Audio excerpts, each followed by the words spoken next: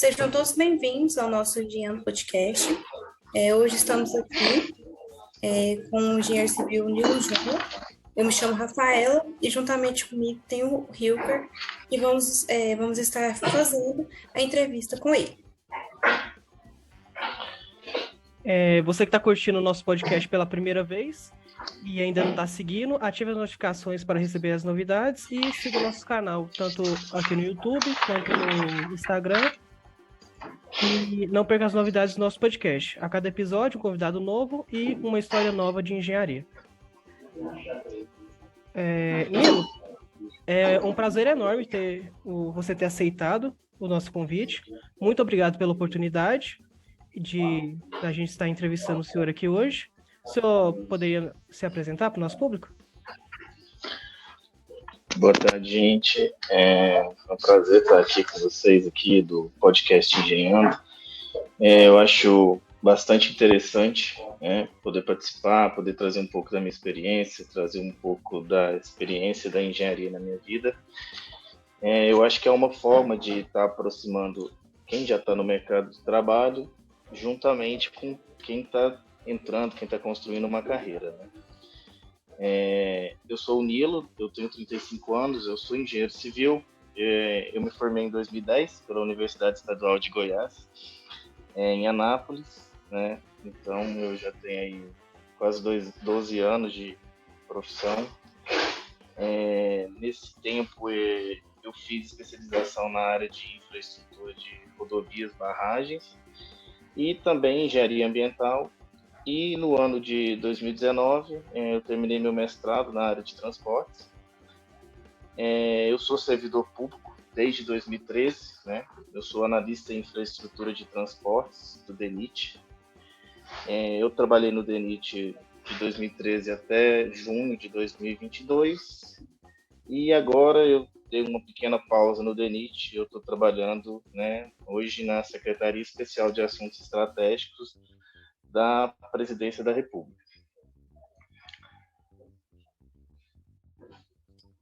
Nilo, e como que foi essa experiência? Assim, a engenharia foi seu primeiro sonho? Como que foi? Porque eu acredito que a maioria das pessoas entram na engenharia por gostar de matemática, por diversos fatores, né? Foi o seu primeiro sonho? Como que foi? O que te motivou a fazer, né, esse curso? O que que você pode falar para a gente aí? Então, assim, eu desde criança eu sempre fui muito curioso. Então, eu sempre procurei saber a origem das coisas, como que elas funcionavam. Eu sempre falo que, na verdade, a internet foi um grande ganho para mim, porque às vezes a minha cabeça fica a 1000 por hora e eu quero sempre saber uma informação e hoje ela é muito fácil, né? Porque ela está disponível. Quando eu era criança, que a internet não estava permeado no nosso dia a dia, era mais difícil saber as coisas, mas desde pequeno eu sempre fui muito curioso, então eu desmontava meus brinquedos, eu queria saber as coisas. Então, eu sempre soube que eu queria fazer engenharia. Eu só não sabia ainda qual engenharia que eu queria fazer. E isso foi sendo descoberto quando eu fui fazer vestibular, né? Minha primeira vontade era fazer engenharia mecânica. E na época que eu fazia vestibular, só existiam vestibulares anuais. A única universidade, né, de Goiás, que eu sou de Goiás também, era a Universidade Estadual de Goiás, que tinha curso no meio do ano. Então, no meu primeiro ano de vestibular, eu fiz um vestibular para engenharia mecânica na Universidade Federal de Uberlândia e, posteriormente, eu também tentei fazer engenharia elétrica na Universidade Federal de Goiás, que na época não tinha o curso de engenharia mecânica, só tinha de engenharia elétrica. Eu não fui aprovado, né, no primeiro ano e eu continuei estudando e, por ocasião de a Universidade Estadual de Goiás ter o curso de engenharia civil, eu fui lá e resolvi tentar. E acabei sendo aprovado e com isso eu comecei o curso e descobri que, por sorte, na verdade, eu queria fazer engenharia civil e eu apaixonei na engenharia civil, que é onde eu estou até hoje, né? Uma dúvida minha, mas com certeza vai ser de muita gente que vai estar aqui assistindo. Porque quando a gente pensa na engenharia civil, muita gente tem o sonho de fazer engenharia civil, a gente pensa em construir prédio, no máximo ali alguma coisa diferente, ponte. Mas de onde que veio a ideia de trabalhar com rodovia ou a partir de que ponto o caminho do seu trabalho foi para rodovia e transporte?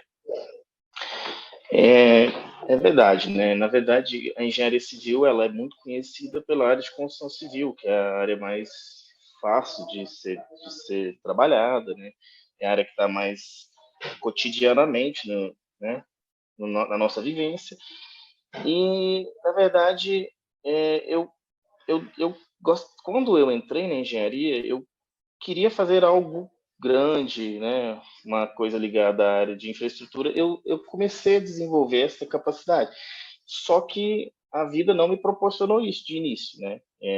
No início, eu fui trabalhando nos meus estágios, né? Na minha época que eu fazia estágio, no ano de 2005, na verdade, de 2005 a 2010, a nossa economia estava mais aquecida, tinha mais oportunidades, então eu tive a oportunidade de fazer estágios em vários lugares. E eu comecei a fazer pelo mais fácil de ser encontrado, que na verdade era a área de construção civil. Mas assim, depois que eu me formei, meu primeiro emprego foi na área de construção civil, né? Principalmente com construção popular, de habitação popular. Mas eu construía na minha cabeça que eu gostaria de trabalhar com rodovias, mas a vida naquele primeiro momento não me levou a isso, mas nem por isso eu não deixei de aprender o que me apareceu no momento, que foi trabalhar com construção civil. Eu tive a oportunidade de fazer estágio também na área de saneamento. Eu cheguei a fazer estágio de férias em usina hidrelétrica, né, na usina Santo Antônio, em Porto Velho, e isso foi me agregando experiências para construir e desenvolver a área que eu queria. Depois de um tempo que eu trabalhava na área de construção civil, eu tentei fazer o concurso público para o DENIT, que na verdade eu já conheci o DENIT, porque eu nasci em Morrinhos, Morrinhos tinha uma unidade local do DENIT. Quando eu era criança, eu convivi, né, passando na obra de duplicação da BR-153, então isso me despertava a atenção. E quando eu entrei no DENIT, de fato, eu encontrei a área que eu gostaria de trabalhar e eu tive a oportunidade de me realizar, que é na área de infraestrutura de transporte.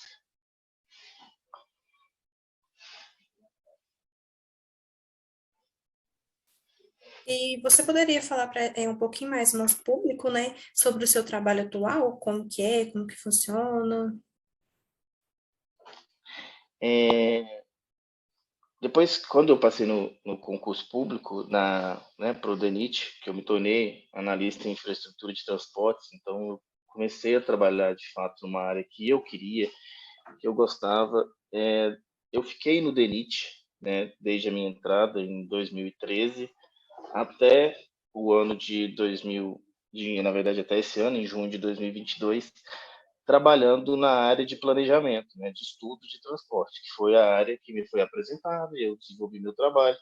Nesses 9 anos eu aprendi muito dessa área, né, principalmente estudo de demanda de tráfego, né, modelagem de transportes, planejamento de transporte, na verdade, é, levantar dados e criar suporte para que as atividades do DENIT, né, como órgão executivo da área de infraestruturas, sejam desempenhadas, né? Levantar dados de demanda, fazer planejamento, né, procurar informações para que sejam dadas soluções. E nesses 9 anos eu trabalhei especificamente na área da diretoria de planejamento. Só que após esse tempo, depois de tanto tempo numa área, eu procurava uma oportunidade de fazer uma outra coisa. E uma coisa que aconteceu é que nesses últimos tempos, principalmente no governo federal, é que o governo federal ele passou a divulgar informações de vagas de forma que quem era servidor público de um órgão pudesse, né, exercer as atividades em outros órgãos. E devido a isso, eu fiz uma seleção, né, que foi oferecida pela Secretaria de Assuntos Estratégicos aqui da Presidência da República, foi aberto, tinha disponível uma vaga para a área de infraestrutura, e eu me candidatei para essa vaga, eu fui aprovado no processo seletivo, e hoje eu estou exercendo a minha função como servidor público aqui na Secretaria, né, na Presidência da República, e aqui eu trabalho principalmente com temas relacionados à área de infraestrutura. A SAI, que é a secretaria que eu estou hoje, ela trabalha com temas de longo prazo, né, temas estratégicos para o desenvolvimento do país, e ela é formada por uma equipe multidisciplinar, de vários servidores, de várias áreas, e eu estou na área de infraestrutura trabalhando com esses temas, né?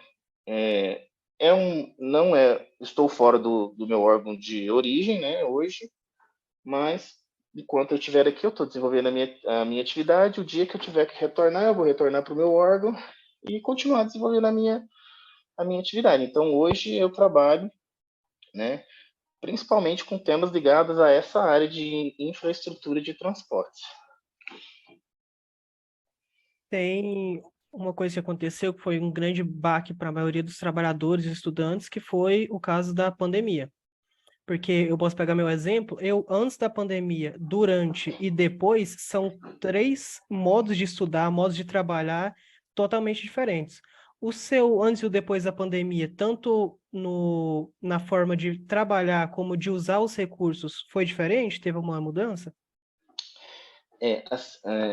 Na verdade, a pandemia, ela pegou o serviço público em uma época que, por ocasião da evolução digital, ele já estava preparado, né? Quando a pandemia veio, os processos que antes eram de papel, eles já estavam sendo tramitados e trabalhados de forma digital. Então, se eu pegar por exemplo, aqui no DENIT, né, lá no DENIT, onde eu estava, o DENIT é um órgão que ele tem tanto atividades que podem ser feitas de forma remota, quanto nós também tínhamos colegas que não podiam abandonar os postos para ir para casa. Então, foi uma adaptação, porque as pessoas, os nossos colegas que trabalham, que a gente chama de trabalhar na ponta, né, nas cidades, que cuidam das obras, que cuidam das, das obras de rodovias, de ferrovias, de hidrovias, que cuidam da construção de obras de arte, né, de pontes, ou de manutenção de rodovias, esses colegas, eles não puderam parar. Então, foi um esforço grande. Para nós, foi uma mudança, né? Para mim também foi. Eu tive dificuldade no início, porque, na verdade, eu sempre gostei do trabalho presencial, eu gosto do trabalho presencial. Eu acho que essa interação ela é muito importante para o bem-estar, mas a sorte de nós já termos, né, sistemas digitais de processo de tramitação digital, então a gente já enviava processos, né, sobre as atividades para os outros colegas de forma digital, ajudou bastante e, na verdade, mostrou que o serviço público ele se tornou até mais produtivo, porque as pessoas poderiam desenvolver suas atividades em casa, no seu tempo, né, a sua forma. E então, não foi um impacto grande, mas foi um impacto que passou a ser adaptável, né? Hoje a gente já tem aí várias pessoas que trabalham de forma híbrida, com a volta, né? Depois, na verdade, a pandemia não acabou totalmente, mas hoje a gente já tem condições de estar desenvolvendo essas atividades de forma presencial. Muitos que se sentem melhor já voltaram para o presencial, algumas pessoas hoje estão no home office, né? Vários já têm preferência pelo trabalho híbrido.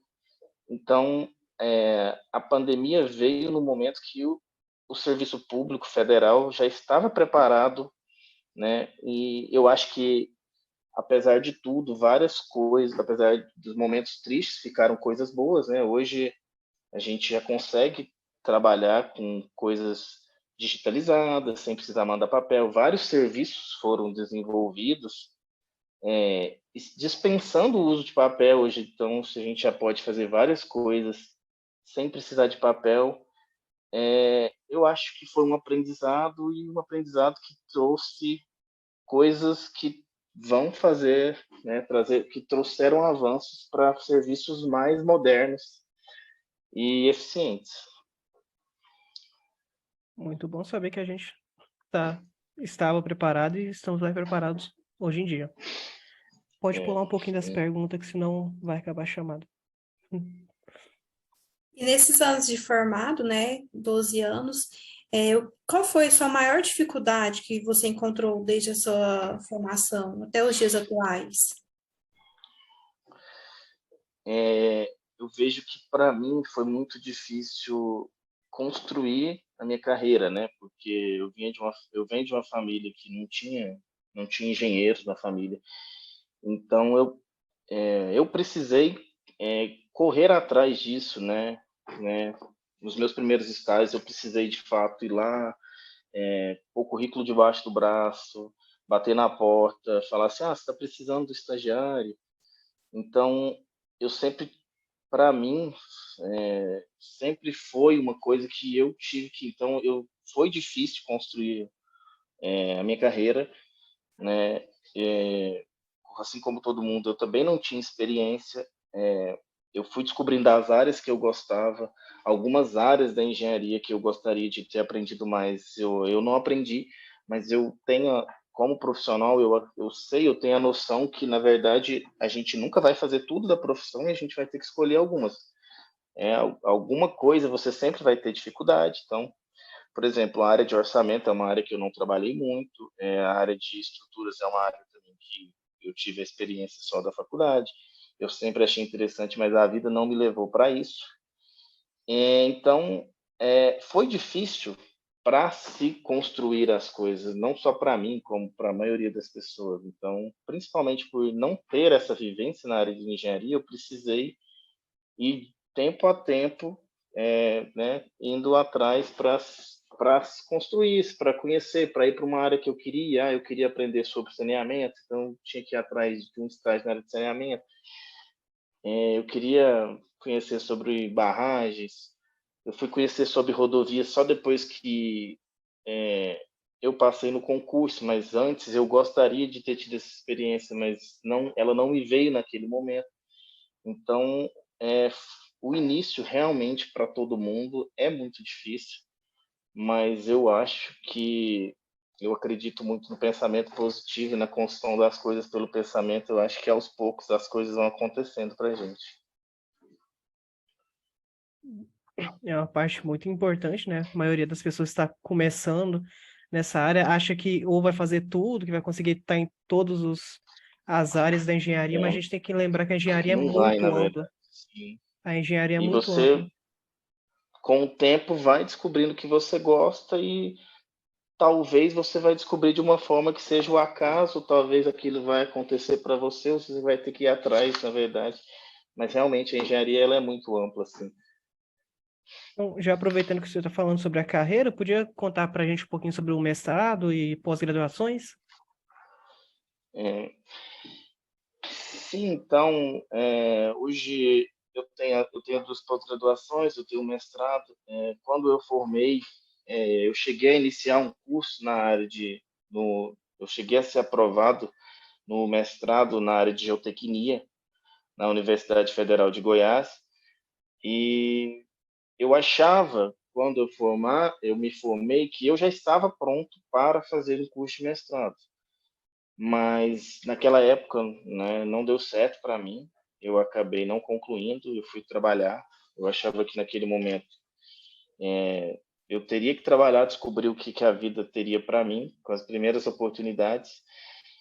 Depois que eu passei no concurso, que eu entrei na área de infraestrutura, eu vi que eu tinha necessidade de conhecer mais. Então, eu fiz a minha primeira pós-graduação, que foi na área de infraestrutura, de rodovias, barragens, onde eu me inteirei, né, com outros colegas, eu troquei experiências, eu passei a aprender mais sobre essa área que eu já estava inserido. Depois eu fiz uma especialização na área de engenharia ambiental, até que eu tive a oportunidade de poder entrar no curso de mestrado em transportes, porque eu já estava trabalhando nessa área, já era uma área que eu tinha me descoberto nela, era uma área que eu via que era a área que eu gostaria de me aprimorar, de trabalhar. Então, eu fui aprovado na seleção do curso de transportes e eu fiz o curso de mestrado. E o que eu tiro é que, na verdade, o mestrado é uma coisa que tem que ser, você tem que estar bem decidido, porque o curso, você fazer um curso para a nível de mestrado é é algo que te exige muita dedicação. Então você tem que estar pronto para isso, porque você vai perder não, né? Você vai ficar horas estudando, você vai precisar ler muito, você vai precisar desenvolver sua capacidade analítica para fazer pesquisa, mas você tem muitos ganhos também. Você aprende a escrever, você aprende a pesquisar, mas hoje eu vejo que é uma coisa que, na verdade, um curso de mestrado ele não é algo obrigatório, mas ele é algo que vem acrescentar muito para você. Então, eu acho que é uma coisa que você precisa estar maduro para fazer, né? Quando a gente forma, quando eu era mais jovem, então eu também tinha as mesmas inseguranças. Eu e hoje, principalmente agora que a gente está numa outra época digital, que a informação é muito rápida, as pessoas trocam informação entre si, a gente vê a vida dos outros muito nas redes sociais, acaba que você tem uma ansiedade muito grande de ir atrás, de procurar, mas eu acho que primeiro você tem que dar uma parada, pensar e descobrir o que é que você quer para você se especializar. E para encerrar, Nil, qual mensagem ou conselho, né, você daria para quem está iniciando o curso, né, pretende escolher o curso, quem está iniciando, quem está no meio do caminho ali, finalizando, o que você deixa de mensagem para essas pessoas? A mensagem que eu deixo é: tenham calma, porque as coisas vão acontecer, elas não vão vir no primeiro momento. Você precisa esperar que as coisas aconteçam, você precisa trabalhar para que as coisas aconteçam. Não vai ser fácil, você vai ter que, por vezes, se frustrar, né? Às vezes o que você sonha para você agora não é imediato, você vai construir aquilo para que aquilo aconteça no futuro. Então, deixar que as coisas aconteçam, fazer a sua parte, né? Construir, correr atrás.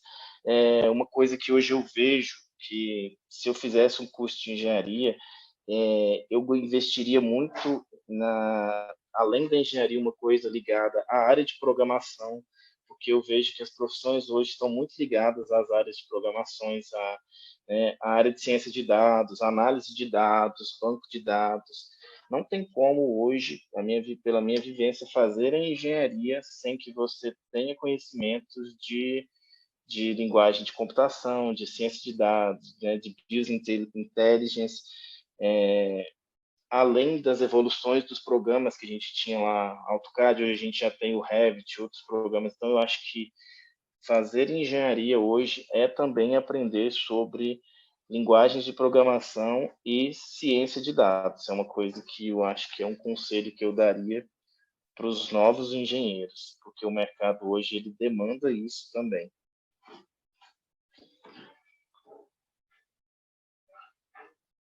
Muito bom. É uma das coisas que a gente tem que crescer, né, de acordo com o que o mercado está pedindo. Isso. Então foi um prazer enorme ter o senhor aqui no nosso sexto episódio do Engenhando e desejamos muito sucesso na sua vida profissional. Quais as redes sociais que as pessoas podem te encontrar?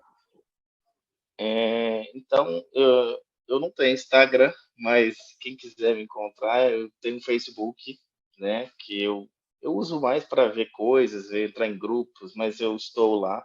E eu também tenho LinkedIn, eu acho que é uma coisa importante para vocês que estão começando a carreira ter, que o LinkedIn ele te aproxima principalmente de novas oportunidades. Então, essas são as duas redes sociais que eu tenho que as pessoas podem trocar uma ideia, me conversar comigo, me mandar uma dica, perguntar alguma dica, enfim, me procurar. Vou passar aí para vocês. Então foi isso, espero que o pessoal tenha gostado. Muito obrigado, Nilo, por ter aceitado o nosso convite, por ter batido esse papo com a gente, ter dado essas dicas. Muito sucesso na sua vida profissional e precisando, pode contar com a gente aqui do Engenhando Podcast. E no mais é isso. Muito obrigada.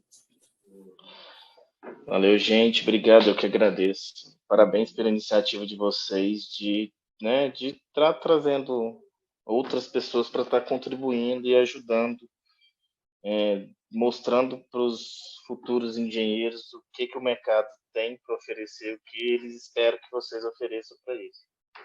Pode ter certeza que seu podcast vai ajudar muitas pessoas que estão com dificuldade ali em onde se encaixar na engenharia. Vai ser muito útil. Valeu, foi um prazer. Muito obrigado. E é isso. Falou.